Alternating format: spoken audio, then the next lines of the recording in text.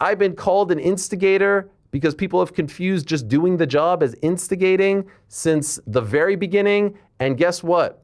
If all goes according to plan, I'll be quote unquote instigating, which I don't actually believe is instigating, but doing exactly that, hopefully God willing, until I'm 75 years old. So the age thing means nothing to me. It means absolutely nothing to me. Yes, I am 43 years old. And I hope that I could do this until I'm very, very, very old and gray. All right, so Ariel Helwani just went on an 18-minute rant where he tried to convince everybody that he wasn't trying to instigate a beef between Max Holloway and Jorge Masvidal, and spoiler alert, he was totally trying to instigate a beef between them. Before I go any further, I actually think that when it comes to reporting breaking news in the world of MMA, Ariel is great at his job. But we have seen time and time again that he tends to overplay his position or just simply allow his ulterior motives to get in the way of just being a journalist, and it often makes him look like a disingenuous weasel, which is exactly what's going on here. This guy made a damn near 20-minute video preaching about how he's not in the wrong, and the irony is that he would have been way better off just making a 30-second apology and moving on with his life, but instead he doubled down on his actions, and yeah, in this video I'm going to be talking about all this and more. You know, only very few get to fight for this belt. You know, the belt was a laughing stock, I feel like, before, and then all of a sudden I got it. Everybody wants to fight for it now, so it's hilarious. It's fun to me. I mean, title, no title, like I said, I carry myself as a BMF to whatever fight it may be. So at the end of the day, having this title, you know, getting this, headlining pay-per-view cards, it's awesome, you know, and I'm loving it. Okay, obviously that was Max talking about how the perception of the BMF title has changed over time. The big thing that stands out about his statement is that he said that the BMF used to be a laughingstock, and frankly, I don't disagree, and if you're asking me, I still think it is a bit silly, but I don't hate the BMF as much as I used to. I mean, having Jorge Masvidal and Nate Diaz fight for the inaugural BMF championship was just a convoluted way to have a quote-unquote title fight for UFC 244, but since then I definitely think it's become more legitimate. It still is really gimmicky and somehow means even less than an interim title, but I've warmed up to it slightly. This doesn't even matter. Watch how Ariel weaponized this clip when he had Masvidal on his show. The belt was a laughingstock before. All of a sudden I got it and everyone wants to fight for it now. It's hilarious. It's fun to me. What do you make of that? Him saying that it was a laughingstock before, because not many people held that belt. You were the one that put it on the map. I mean, I love Max as a fighter. That's his opinion. That's his opinion. You know, I think he's one of the best fighters to do it. He's a dog when he goes in there. But whether it had been me or Nate fighting Max, it wasn't gonna be like his best night either, I think, you know. So I don't think how in laughingstock in what way, because the skill level is obviously there, you know. I mean, I would love to fight Max just on a stylistic matchup. I think he's a great stand-up fighter. I just think I'm better. First off, this is an unnecessary and dirty thing to ask Jorge, where it's clear that the objective of the question is to get him to say something bad about Max. To Masvidal's credit, he didn't take the bait and gave an uncharacteristically classy answer, and I think him taking the high road speaks to how much respect he has for Holloway. But there is no way that Ariel asked this question in good faith. He wanted to see if he could get Jorge fired up and stir up some drama for some views. I'm not the only one who thinks this, because just hours later, Holloway tweeted at Ariel and basically called him out for being an instigative weasel and misconstruing the context of his quote. Important to note here is that Max clarified in his tweet that he himself never thought the BMF title was a laughingstock, but instead the UFC fan base thought it was a joke of a belt, which is 100% true, especially when it was first announced. Now, this is where Helwani implements the 5Ds of dodgeball in order to avoid any accountability for his little scheme falling apart, and I'll break down some of his logical fallacies. I quoted him exactly the way in which he said it. And in case you don't believe me, now you saw the clip. He said the belt was a laughingstock. He did not say people were saying the belt was a laughingstock. He didn't do that thing. He said the belt was a laughingstock.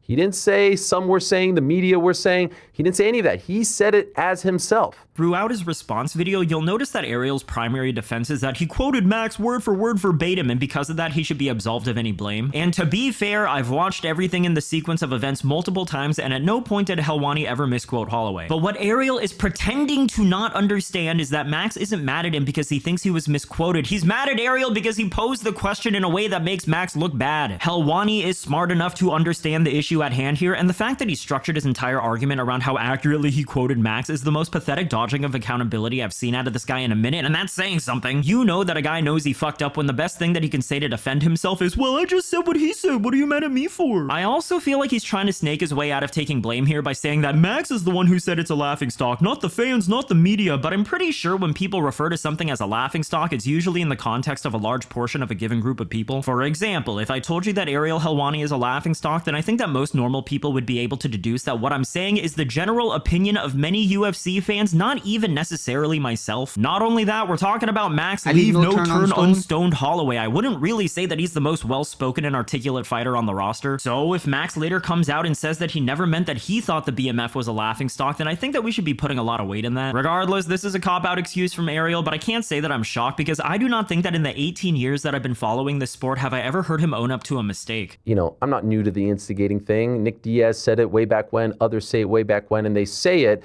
when you bring information, a quote to them. My response has always been to the instigating claim, that's the job. The job is to advance things. The job is to listen, to read, to digest what other people are saying, then to have someone on to do your research and say, oh, this is interesting. And so when Max Holloway says something like that, the belt was a laughingstock before I got it, before I won it, when he won that belt at UFC 300, and here I am talking to Jorge Masvidal, the guy who helped put that belt on the map.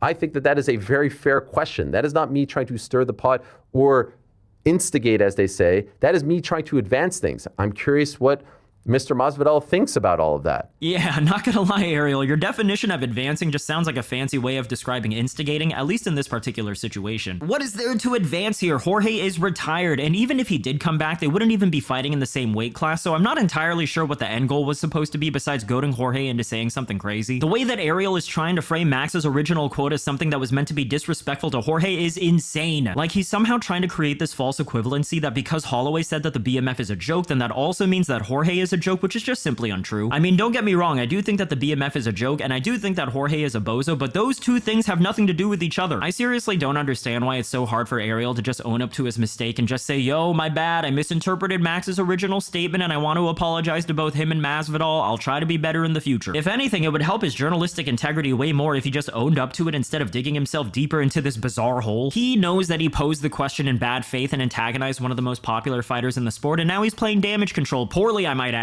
I don't feel like the BMF title is the laughing stock of the MMA community. I have said that the belt is a joke. I have said that the belt is a gimmick belt. Oh my god, Ariel, you are a fucking clown. I never said it's a laughingstock, but I have said it's a joke. Like, what the fuck? It's hard for me to put into words how laughably pathetic this is. This is a man who's been caught red-handed doing some shady shit and is saying whatever he possibly can to try to talk his way out of it, and the worst part is, Max's original statement was never even that deep. Ariel did this to himself. He intentionally misconstrued the context of Max's original quote, and it immediately backfired in his face. And I don't know if it's his ego not allowing him to apologize, or maybe he feels like admitting to a mistake would tarnish his journalistic clout, but what he's doing now is so much worse. Mind you, Ariel recognizes in real time that he contradicted himself, so he spends, and I'm not bullshitting you, the next 5 minutes straight arguing the semantics between something being a laughingstock and a joke. Truth be told, with the audience, I don't think Max messes with me. Maybe it's because I've said these things about the BMF title. Maybe it's because I said, you know, the H-Dow days, Arnold Allen, I thought was going to win that fight because he was the underdog, so I picked him. I don't know. He hasn't been on the show for quite some time. I have certainly asked. Wow, I can't imagine for the life of me why Max wouldn't like you. And yeah, that's basically it. Ariel does some more word salad for a couple more minutes, but it's not even worth discussing. I don't know, man. The guy's just weird because on one hand, I really respect him as a journalist, and I also think he's probably the best interviewer in MMA. But on the other hand, he has shown us time and time again that he will do and say things to incite a reaction out of fighters for his benefit, especially now that he's just as much of a content creator as he is a journalist. And as a fellow content creator, I will be the first one to say that I make mistakes pretty often in my videos. But when I get facts wrong, or if I falsely misrepresent a situation, I'd like to think that I take it to heart and I focus on preventing it in the future. Ariel, on the other hand, has been pulling stuff like this on a regular basis for the last 20 years. He'll do some nonsense that rightfully pisses off the people he works with, and let's be real, who he makes money off of, and when they call him out for it, he'll go, oh, what do you mean? I'm just doing my job. Why is everybody mad at me? I think it's also important to mention that Ariel's embroiled in another beef with Kamaru Usman, where there's definitely some bad blood between the two. A person that will not be named